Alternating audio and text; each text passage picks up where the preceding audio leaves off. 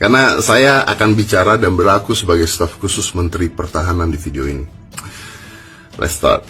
Seperti yang teman-teman tahu dan dari berita yang beredar di mana-mana, kemarin rapat panja revisi rancangan undang-undang TNI yang merupakan amanat konstitusi diganggu secara sengaja oleh sekelompok orang yang tidak dikenal dengan cara berteriak-teriak hingga mencoba untuk menerobos masuk ruang rapat secara paksa. Sekali lagi ya, secara paksa.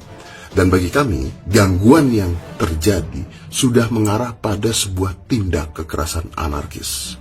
Revisi Undang-Undang TNI resmi disahkan menjadi undang-undang. Rakyat seakan tidak dilibatkan dalam pengesahan ini. Ketakutan akan supremasi militer terhadap sipil kian nyata menjadi. Seorang influencer sekaligus staf Kemenhan, Deddy Corbuzier, mendukung dalam hal ini. Namun, tidak dengan beberapa rekan artis dan komika. Mereka dengan lantang menolak tentang revisi undang-undang tersebut. Gue tuh keganggu banget sama pernyataan orang tidak dikenal. Terus disebut yang melakukan pelanggaran hukum. Itu melanggar hukum. Gini aja deh. Kita debat lawan debat. Ada rakyat Indonesia menerobos DPR lagi kerja. Apakah rakyatnya yang menerobos DPR lagi kerja pelanggaran hukum, atau DPR yang harusnya bikin undang-undang untuk rakyat rapat diam-diam merupakan pelanggaran hukum? Udah mulai ada kan narasinya. Dia ilah, lu lihat no, Vietnam sama Cina militernya mendominasi, jadinya disiplin, jadinya jadi negara gede. Kenapa lu yakin banget bakal jadi Cina sama Vietnam? Apa jaminan nggak bakal jadi Korea Utara, Somalia, Zimbabwe? Apa? Dicurang emang? Enggak. Emang masalah ngambil contoh yang bagus-bagus kita jagonya, harus diakui. Pajak nih biar tinggi, ngambil contohnya Europe. Pendidikan biar nggak terlalu tanggung jawab, milihnya pasar bebas, ngambil contohnya US. Militernya mau di ini itu ngambilnya contoh negara lain. Emang jago gitu. Maksud gue benerin aja polanya dulu. Gini, misalnya sebelum RUU TNI kemarin disahin nih, toh RUU perampasan aset. Selesai itu rapat ini RUU TNI, potong kuping gue. Gak sedikit yang setuju. Cuma kan gue gak mau. Pokoknya pesan terakhir buat teman-teman yang kerjanya jadi buzzer, kalau duit tabungan lu masih ada, campaign ini jangan lu ambil, jangan. Telak lu kalahnya, telak.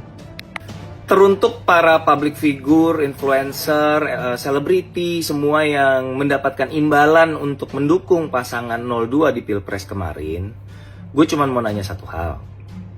Kontrak kalian udah habis apa belum?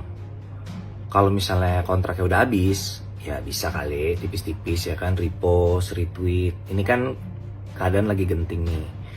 Kecuali misalnya lo masuk ke parpolnya sekalian, masuk kabinet atau masuk ke legislatif, ya udahlah ya, do your thing lah. Tapi buat teman-teman yang tidak dan kemarin memang melakukannya untuk transaksional aja, ya transaksional aja ya nggak sih? Yang kemarin kan udah lewat. Kan politik itu dasarnya kepentingan, bukan kesetiakawanan gitu. Gue rasa mereka juga nggak akan loyal sama kalian sih. Jadi kalau misalnya sekarang ngerasa, nggak nyangka gue pikir kemarin nggak akan separah ini, ya nggak apa-apa, ngaku salah aja. Orang Indonesia tuh pemaaf lagi. Tinggal bilang, aduh sorry ya, kayaknya calon yang gue dukung, gue bener-bener pikir dia akan baik, ternyata enggak. Make sense. Agak naif, tapi ya udah nggak apa-apa gitu. Siapa juga yang tahu akan jadi seperti sekarang. Gue rasa juga orang yang apatis pun nggak menyangka akan separah ini. Jadi belum terlambat untuk bersuara. Jadi kalau misalnya memang udah nggak ada kerjasama, udah nggak ada campaign yang lagi jalan, udah nggak ada kontrak lagi, udah nggak ada transferan lagi, yuk, bisa yuk, tipis-tipis yuk. Halo, gua Ando Vida Lopez. Gua Bintang Pradana. Dan ya ini kamisan pertama gua, ini kamisan berapa lu, Tang? Ketiga kayaknya. Oke. 2 atau 3. Kalau menurut kalian kenapa sih publik harus lebih peduli soal isu-isu yang dibawa sama kamisan, termasuk RUU TNI yang baru hari ini disahkan? Gue lahir dari keluarga jurnalis yang kantornya ditutup tahun 94. Jadi gue tahu kalau misalnya TNI berkuasa, itu bakal menggunakan kewenangannya seperti apa. Sama kayak lu juga dari keluarga yang Ya. aware supremasi TNI itu seberbahaya apa untuk sipil. Ya. Penting tentu. Kamisan pun di luar dari RUU TNI aja udah penting ya. Itu aja udah penting. Tapi especially today, gini, gue paham zaman sekarang orang-orang mungkin nggak peduli, right? They're focused on their lives, and it's okay. People have their own lives. Tapi mungkin mereka nggak sadar bahwa ini akan mengefek mereka. Ya, ini akan berdampak ke semua lapisan masyarakat. Semua. Mungkin nggak sekarang kalian rasanya. Soon tapi. Soon. Ya. Gimana? Don't ask me. Kalian akan sesuatu hari akan ngerasa. Jadi please, nggak. The only thing we have is our voice. And once someone takes that away from you, it's dangerous. We have nothing. Jadi speak out. Siapapun kalian, apapun kerjaan kalian, speak out. Yes. Selamat sore atau selamat malam semuanya. Salam kenal, nama saya Ando Vida Lopez. Dan tadinya saya kesini tidak mau ngomong apa-apa, ngomong orasi. Saya hanya mau memakai platform saya untuk membantu ngepres Kamisan ini. Saya mau bercerita sedikit, ini Kamisan pertama saya. Saya minta maaf kepada Ibu Sumarsi dan semuanya bahwa butuh 856 kali dan ini baru pertama kalinya saya ikut. Saya minta maaf dan ironisnya Kamisan pertama saya di hari di mana RUU TNI disahkan. Sangat-sangat ironis. Jadi pertama saya minta maaf kepada Bu Sumarsi, it took me this long to be here. Dan terima kasih kepada kalian semua yang menerima saya hari ini. Terima kasih. Saya mau sedikit bercerita. Kakek saya, bapak dari ibu saya Hendra Heni Andris, John Beren Andris, adalah seorang TNI yang dimakamkan di Taman Makam Pahlawan. Nggak sembarang orang yang join ABRI atau TNI bisa dimakamkan di Taman Makam Pahlawan. Silakan dicek. John Andris, bapak dari ibu saya. Tapi kalau opa saya, kakek saya hidup hari ini, dia bakal sangat malu akan menjadi tentara pertama yang menolak adanya RUU TNI ini. Jadi, apa yang terjadi di Indonesia sekarang ini benar-benar memalukan.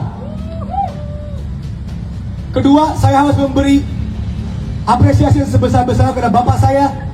Bapak saya adalah Timotius Polikarpus Tekada Lopez. Beliau adalah aktivis yang dipenjara di Malari di tahun 74. Jadi mungkin anaknya hanya seorang konten kreator, tapi semangat dari kakek, bapak, dan mama saya tidak akan pernah padam. Saya sangat nervous untuk ngomong di sini. Saya bukan orator. Saya hanya konten kreator dan bikin video-video lucu-lucu kritis lah. Tetapi saya di sini meminta kepada teman-teman saya di dunia kreatif, teman-teman saya yang konten kreator, yang punya followers, yang punya nama. Gue tahu kalian sebenarnya mau maju, gue tahu sebenarnya kalian mau bersuara, tapi banyak dari kalian yang takut jobnya akan hilang, takut brand-brand akan memanggil kalian sebagai radioaktif. Tapi jangan takut, karena kebenaran tidak akan pernah kalah.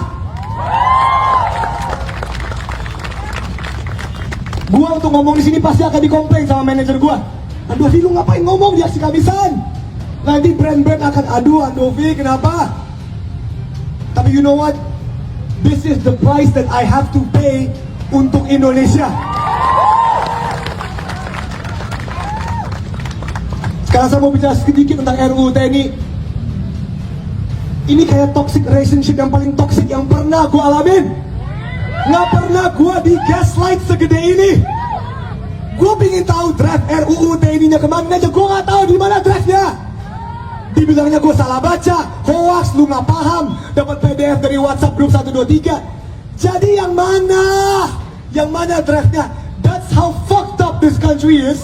Dimana kita di gaslight untuk hanya baca draft RUU TNI. Nah sekarang udah disahkan.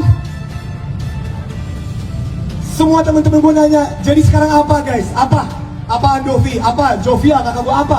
What do we have to do? Gue nggak tahu jawabannya. Gue cuma konten kreator doang di sini. Tetapi gue mau menghimbau, enggak, gue meminta kepada teman-teman gue yang punya suara di dunia kreatif, dunia konten kreator, untuk tidak pernah berhenti bersuara. Terima kasih, ini kamisan pertama gue dan semoga ini bukan kamisan terakhir gue.